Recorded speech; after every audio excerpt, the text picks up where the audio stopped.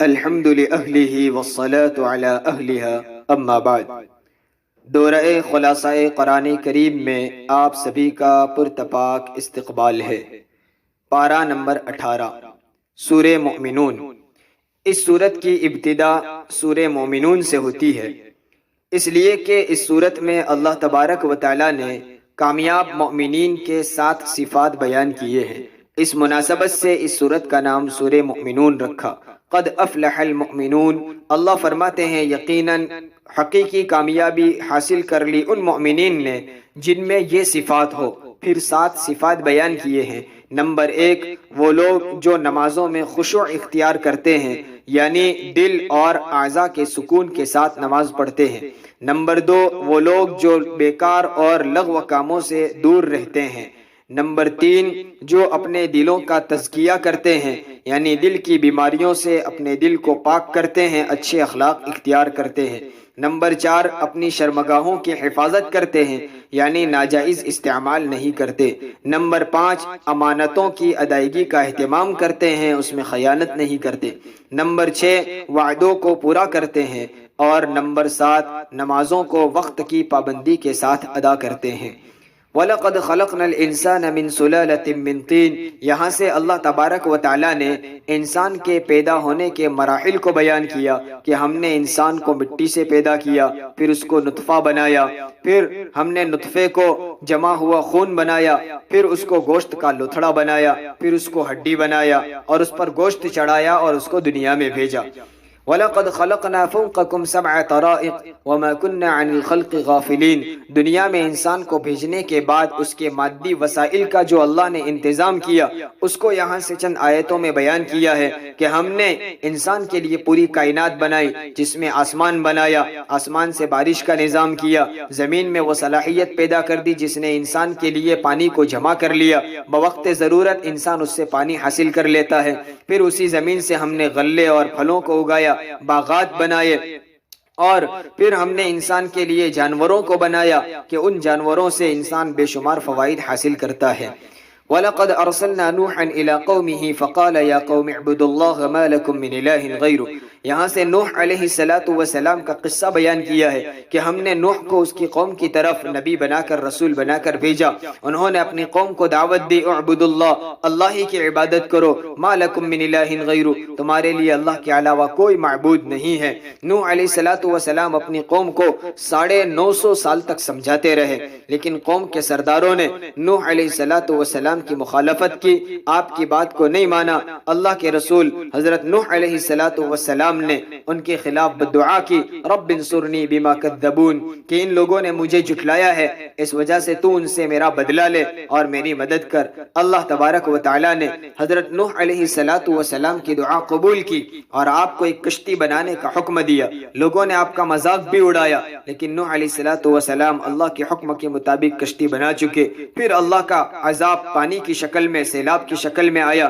نوح علیہ السلام اور آپ کے ماننے والے مؤمنین اور ہر جانور میں سے ایک ایک جوڑا، نر اور مادہ، کشتی میں سوار کر لیے گئے اور عذاب کی بنا پر پوری قوم تباہ و برباد کر دی گئی۔ اللہ تبارک و تعالی نے نوح علیہ السلام اور اہل ایمان کی حفاظت کی۔ پھر فرمایا ثم انشأنا من بعدهم قرنا آخرین فارسلنا فیہم رسولا منہم ان اعبدوا اللہ ما لکم من الہ غیرہ۔ نوح علیہ السلام کے قصے کے بعد ایک اور نبی کا قصہ بیان کیا ہے کہ ان کو بھی ان کی قوم کی طرف رسول بنا کر بھیجا، انہوں نے بھی توحید کی دعوت دی، اور اس وقت بھی قوم کے سرداروں نے وقت کے نبی کی مخالفت کی اور اپنی قوم کو ورغلایا، خود ایمان قبول کرنے سے دور رہے اور اپنی قوم کو بھی محروم رکھا۔ کہنے لگے ما ھذا الا بشر مثلکم، یہ اس انسان کی کیا حقیقت ہے، یہ تو تمہاری طرح ایک انسان ہی ہے، اور جو آدمی انسان ہو وہ نبی کیسے ہو سکتا ہے؟ ان کا گمان تھا کہ نبی ہونے کے لیے کوئی فرشتہ ہونا چاہیے۔ کہنے لگے یأکل مما تأکلون منہ ویشرب مما تشربون، کہ یہ تو جو تم کھاتے ہو وہ کھاتے ہیں، جو تم پیتے ہو وہی یہ بھی پیتے ہیں۔ اگر تم نے اپنے جیسے اس انسان کی اطاعت کر لی، اس کی فرمانبرداری کر لی، تو تم یقیناً خسارے میں پڑ جاؤ گے۔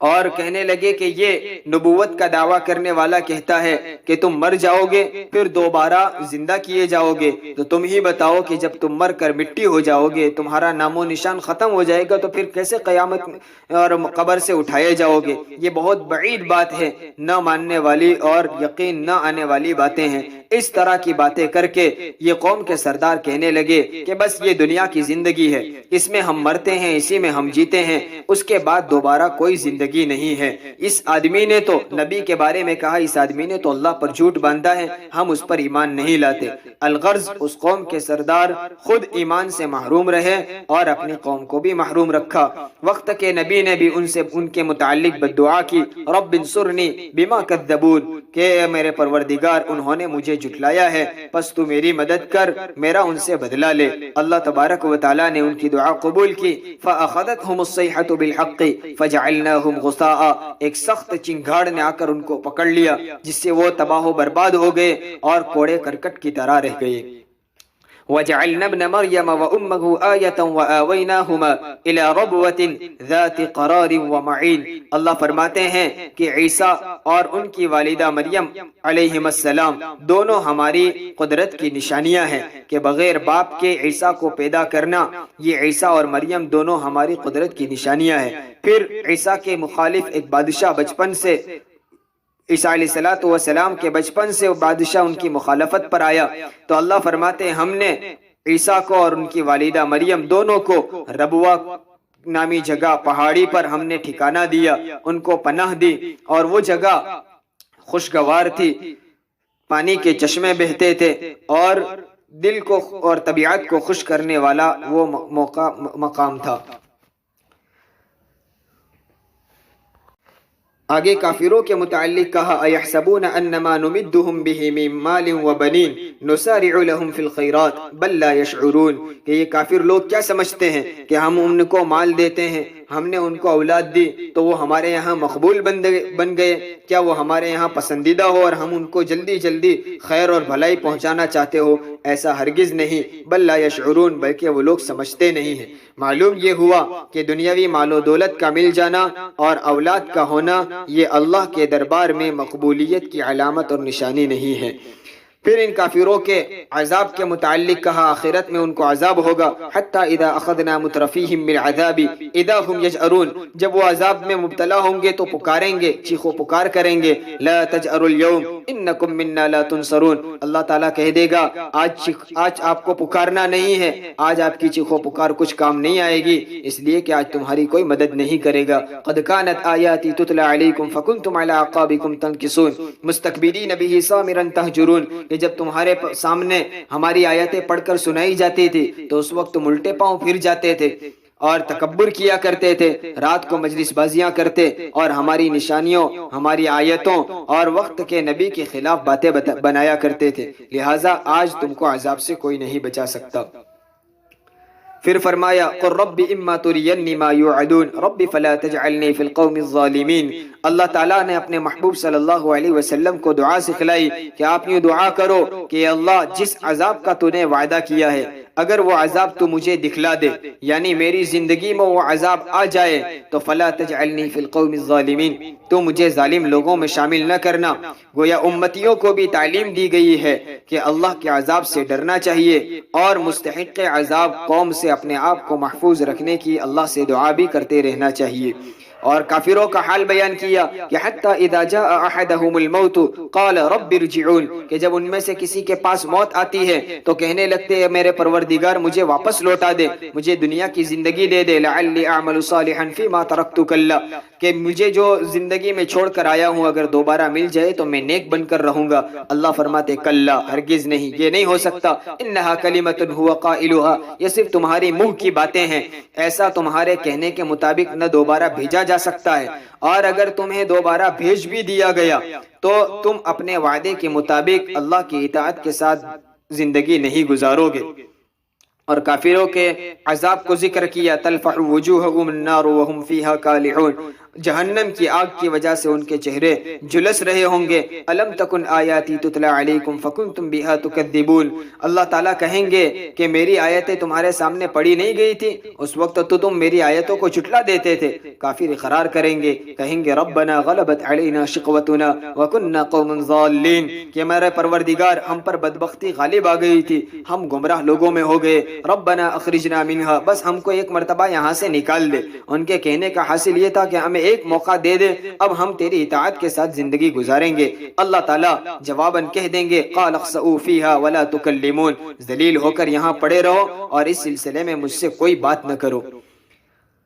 اور ان سے پوچھا جائے گا قال کم لبثتم فی الارض عدد سنین، کہ تم دنیا کے اندر کتنے سال رہے؟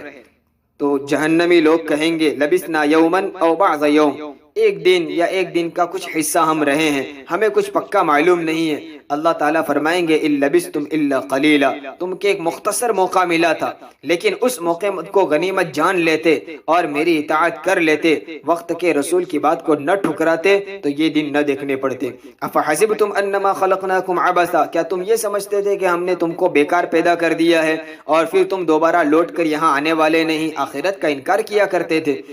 فتعال اللہ الملک الحق لا الہ الا هو رب العرش الکریم، یہاں اللہ تعالیٰ نے اپنی قدرت اور اپنی وحدانیت کو بیان کیا، اپنی قدرت کو بیان کیا ہے۔ یہ سورت کے سورہ مؤمنون کی آخری آیتیں افحسبتم سے لے کر وانت خیر الراحمین تک بڑی مبارک ہیں۔ عبداللہ ابن مسعود رضی اللہ تعالیٰ عنہ فرماتے ہیں کہ میں ایک مریض بیمار آدمی کے پاس سے گزرا جس کو بہت ساری بیماریاں لگی ہوئی تھی۔ حضرت عبداللہ ابن مسعود رضی اللہ تعالیٰ عنہ نے یہ سورہ مؤمنون کی آخری 4 آیتیں پڑھ کر اس مریض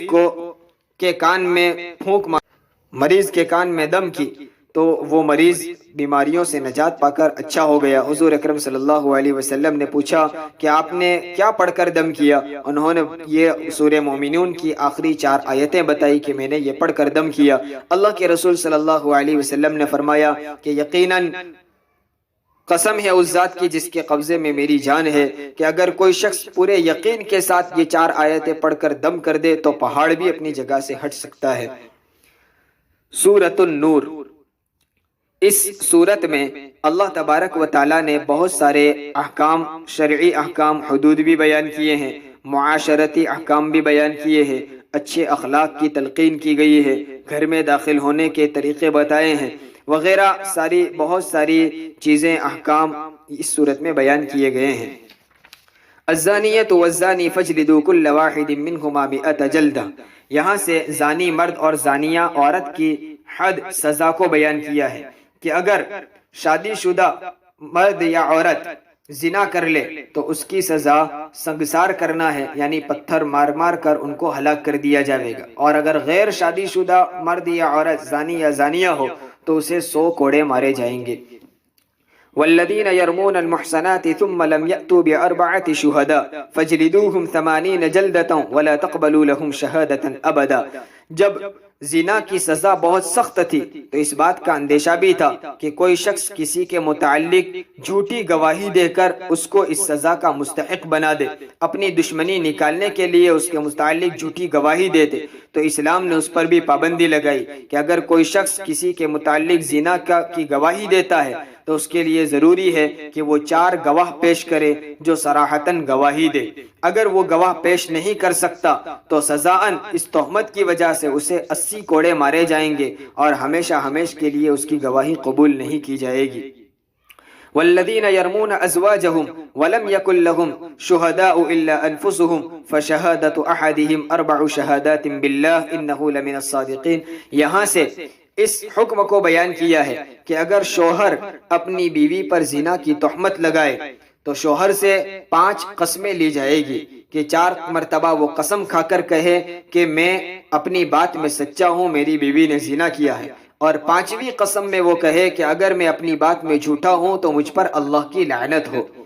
پھر اگر وہ یہ 5 قسمیں کھا لیتا ہے تو بیوی سے 5 قسمیں لی جائے گی، جن میں سے 4 قسموں میں وہ قسم کھا کر کہے گی کہ میں اپنی بات میں سچی ہوں، میرا شوہر نے مجھ پر جھوٹی تہمت لگائی ہے۔ اور پانچویں قسم میں کہے گی کہ اگر میرا شوہر مجھ پر تہمت لگانے میں سچا ہے تو مجھ پر اللہ کا غضب ہو۔ یہ اس طرح پانچ پانچ قسمیں لینے کے عمل کو لعان کہا جاتا ہے۔ اگر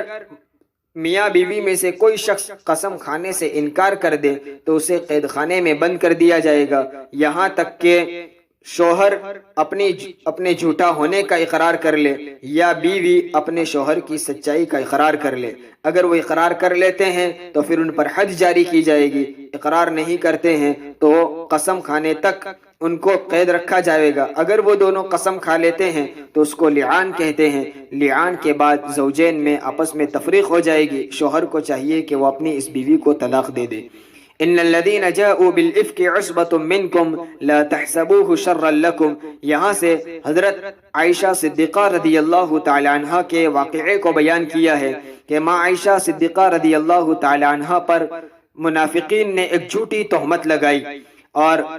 اس تہمت کی باتوں میں بعض مخلص صحابہ بھی اپنے بھولے پن کی وجہ سے شریک ہو گئے۔ ان پر اللہ تبارک و تعالی نے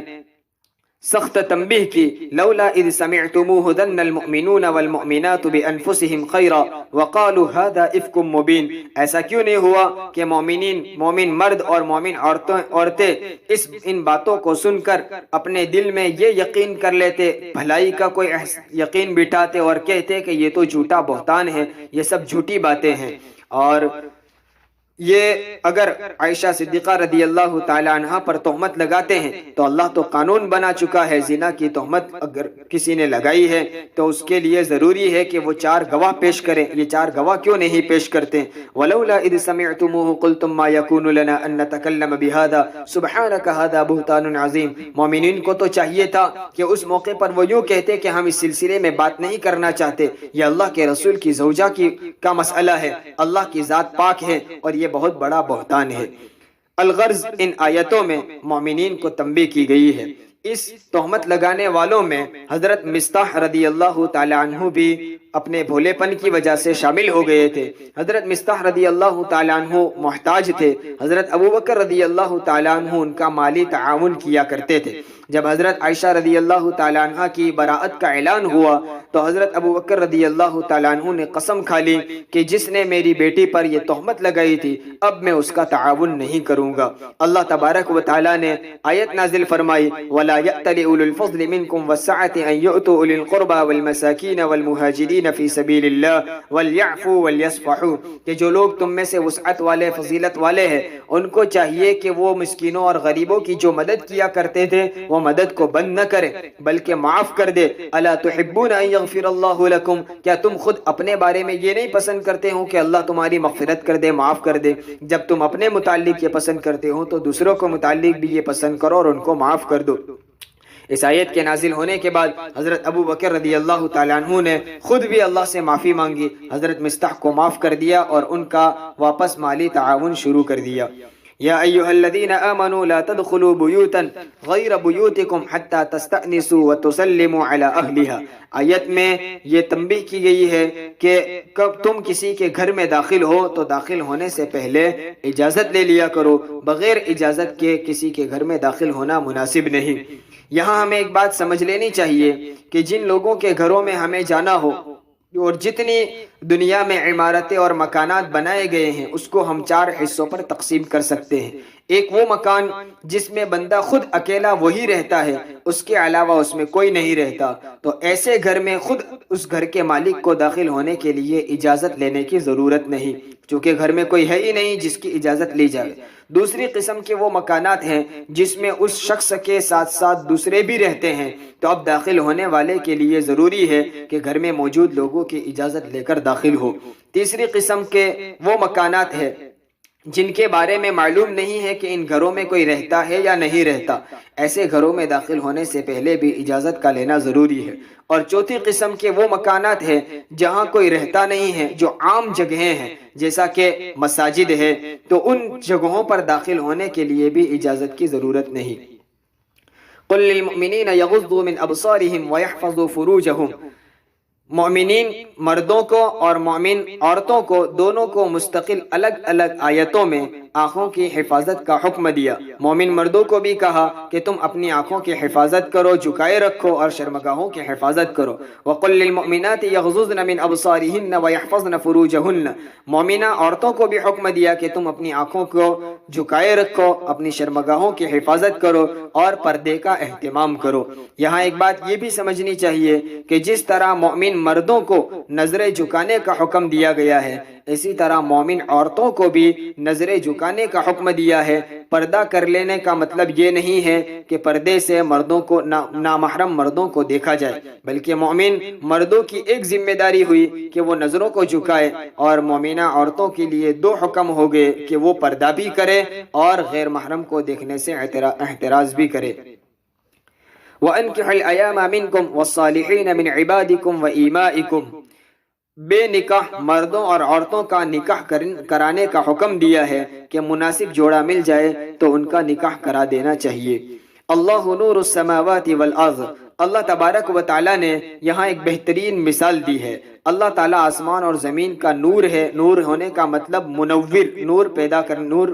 پھیلانے والا، روشنی پھیلانے والا ہے۔ اور اللہ نے ایک مثال دی ہے کہ اللہ کا نور ایسا ہے جیسا کہ ایک تاقچہ ہو، اس میں ایک چراغ ہو، اور وہ چراغ کوئی قندیل میں ہو، اور قندیل بھی ایسی روشن ہو جیسے کوئی روشن ستارہ ہے، اور اس قندیل میں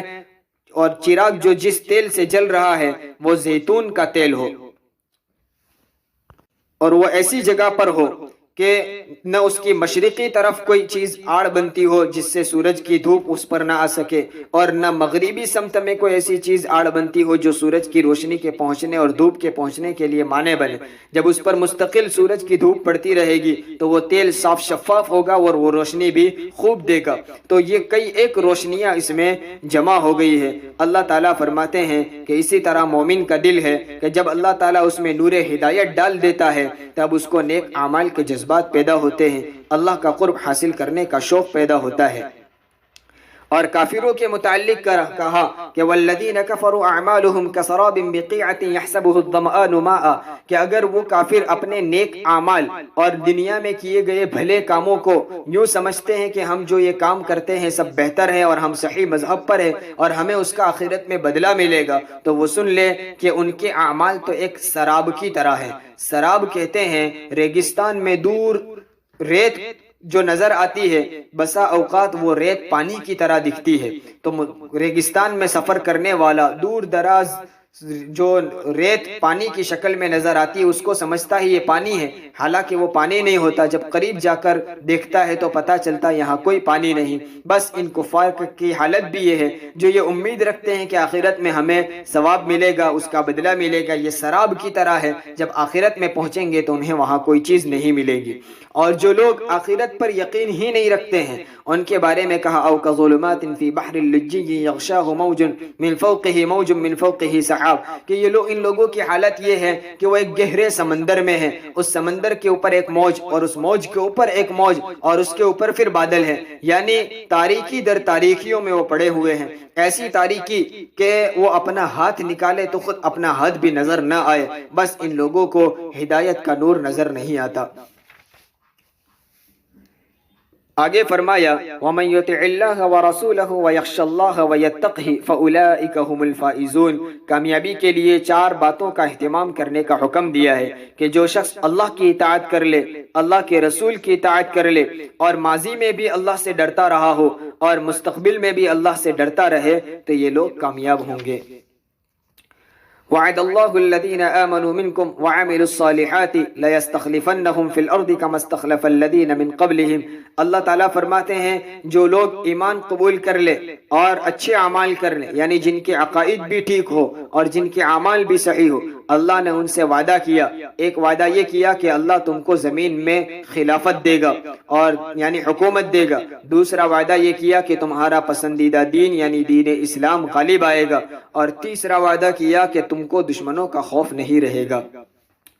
یا ایہا الذین آمنوا لیستأذنکم الذین ملکت ایمانکم والذین لم یبلغوا الحلم منکم 3 مرات، پچھلی آیت میں گزرا تھا کہ کسی کے گھر میں داخل ہونا ہو تو پہلے اجازت لینا ضروری ہے، لیکن تم میں جو نابالغ بچے ہیں وہ اور تمہارے گھر کے غلام اور باندیاں جو بار بار گھروں میں آتے جاتے ہیں، اگر ہر وقت وہ اجازت لیتے رہیں گے تو خود ان کو بھی پریشانی ہوگی اور خود اہل خانہ کو بھی پریشانی ہوگی، اس لیے ان کو اجازت دی کہ وہ بغیر اجازت کے گھر میں آ جا سکتے ہیں۔ البتہ 3 اوقات ایسے ہیں جن میں ان کو بھی اجازت لینا ضروری ہے: ایک فجر سے پہلے، نمبر 2 دوپہر کو آرام کے وقت، اور نمبر 3 عشاء کی نماز کے بعد۔ ان اوقات میں اگر ان نابالغ بچوں کو یا غلام باندیوں کو آنا ہو تو چاہیے کہ وہ بھی اجازت لے کر داخل ہوا کرے۔ لیس علی الاعمى حرج ولا علی الاعرج حرج ولا علی المریض حرج الى آخر الآیہ۔ صحابہ کرام رضوان اللہ علیہ مجمعین حقوق اللہ اور حقوق العباد کی ادائیگی کا خوب اہتمام کیا کرتے تھے، اور اتنا اہتمام کرتے کہ ان میں جو صحابہ مریض یا محتاج تھے، جیسا کہ نابینا یا پیروں سے معذور یا بیمار آدمی ہو، تو وہ دوسرے صحت مند لوگوں کے ساتھ کھانا کھانے میں شامل ہونے سے اعتراض کرتے، اور یوں سوچتے، نابینا سوچتا کہ کھانا ہم جب مشترک کھائیں گے تو سب کا حق برابر ہونا چاہیے، میرے پاس آنکھیں نہیں، کہیں ایسا نہ ہو کہ میں اپنے ساتھی سے زیادہ کھا جاؤں۔ اسی طرح پیروں سے محتاج ہوتا، وہ یہ سوچتا میں ان کے ساتھ بیٹھوں گا تو مجھے بیٹھنے میں جگہ چاہیے، اور میرے حرکت کرنے اور میرے اس طرح بیٹھنے کی وجہ سے ہمارے ساتھیوں کو تکلیف ہوگی۔ اسی طرح بیمار آدمی سمجھتا کہ میں ان کے ساتھ بیٹھوں گا تو ان صحت مند لوگوں کو تکلیف ہوگی، گھن محسوس ہوگی، لہٰذا وہ ایسی چھوٹی چھوٹی باتوں پر بھی بہت غور کیا کرتے تھے۔ اسی طرح صحت مند صحابہ یہ سوچتے کہ ہم ان کے ساتھ بیٹھیں گے تو ان کو ہماری وجہ سے تکلیف ہوگی، بیمار آدمی کو ہمارے بیٹھنے کی وجہ سے تکلف ہوگا، اسی طرح پیروں سے معذور آدمی ہماری وجہ سے حرکت نہیں کر سکے گا وغیرہ۔ وہ بہت باریک چیزوں پر غور کیا کرتے تھے۔ اللہ تبارک و تعالیٰ نے کہا کہ تمہارا آپس میں بیٹھنا اور آپس میں بیٹھ کر کھانے میں کوئی حرج نہیں، ایسی دقیق باتوں پر آپ کو توجہ دینے کی ضرورت نہیں، اللہ تعالیٰ نے اس کو معاف رکھا ہے۔ پھر فرمایا انما المؤمنون الذين آمنوا بالله ورسوله واذا كانوا معه على عبد جامع لم يذهبوا حتى يستأذنوا۔ مومنین کی حالت بیان کی کہ جب اللہ کے رسول صلی اللہ علیہ وسلم ان کو بلاتے ہیں، وہ لوگ جو اللہ اور رسول پر ایمان رکھتے ہیں، ان کو جب جمع کیا جاتا ہے تو وہ مجمع میں سے بلا اجازت کے چلے نہیں جاتے ہیں، اور جب ان کو جانا ہو تو وہ آپ سے اجازت لیتے ہیں۔ یہ مومن لوگ ہیں، اللہ اور رسول پر ایمان رکھنے والے ہیں۔ یہ ان منافقین کی طرح نہیں ہے جو چھپ چھپ کر چلے جائیں یا بہانے بنا کر نکل جائیں۔ اس لیے اللہ کے رسول صلی اللہ علیہ وسلم کو فرمایا فَإِذَا اسْتَأْذَنُوكَ لِبَعْضِ شَأْنِهِمْ فَأْذَن لِمَنْ شِئْتَ مِنْهُمْ وَاسْتَغْفِرْ لَهُمْ، کہ ان میں سے کوئی آدمی تمہارے پاس کسی غرض سے اجازت لینے آئے، کسی ضرورت سے ان کو جانا ہو تو آپ ان کو اجازت دے دیا کرے۔ اور اسی طرح مومنین کو حکم دیا وَلَا تَجْعَلُوا دُعَاءَ الرَّسُولِ بَيْنَكُمْ كَدُعَاءِ بَعْضِكُمْ بَعْضًا، کہ تم آپس میں جس طرح ایک دوسروں کو پکارتے ہو اس طرح رسول کو نہ پکارا کرو، یہ رسول کی شان میں بے ادبی ہے۔ سورۃ الفرقان، فرقان کہتے ہیں فرق کرنے والی چیز، حق اور باطل کے درمیان فرق کرنے والی۔ قرآن کریم کا ایک نام فرقان ہے، جیسا کہ اس سورت کی پہلی آیت میں ہے تبارک الذی نزل الفرقان علی عبدہ۔ قرآن نے چونکہ حق اور باطل کو واضح کر دیا، دونوں کے درمیان فرق کر کے رکھ دیا، اس مناسبت سے قرآن کو الفرقان کہا جاتا ہے، اور یہ لفظ اس سورت کی پہلی آیت میں استعمال ہوا، اس مناسبت سے اس سورت کا نام سورۃ الفرقان رکھا گیا۔ وقال الذين كفروا إن هذا إلا إفك افتراه وأعانه عليه قوم آخرون۔ کافر لوگ نبی کریم صلی اللہ علیہ وسلم کے متعلق کہا کرتے تھے کہ یہ جو کلام سناتے ہیں یہ خود اپنا گھڑا ہوا ہے، اور کوئی قوم مثلا یہود ان کی مدد کرتے ہیں جن کے پاس سے وہ سن کر یاد کر کے ہمیں سنا دیتے ہیں، گویا ان کے کہنے کا حاصل یہ تھا کہ اللہ کا کلام نہیں۔ اللہ نے فرمایا قل انزلہ الذی یعلم السر فی السماوات والارض، آپ ان سے کہہ دو کہ یہ اس رب اور اس مالک کا نازل کیا ہوا ہے جو آسمان اور زمین کے بھیدوں کو جانتا ہے۔ اسی طرح کفار کہتے تھے کہ ما لہذا الرسول یأکل الطعام ویمشی فی الاسواق، کہ یہ کیسا رسول ہے، ان کو کیا ہو گیا ہے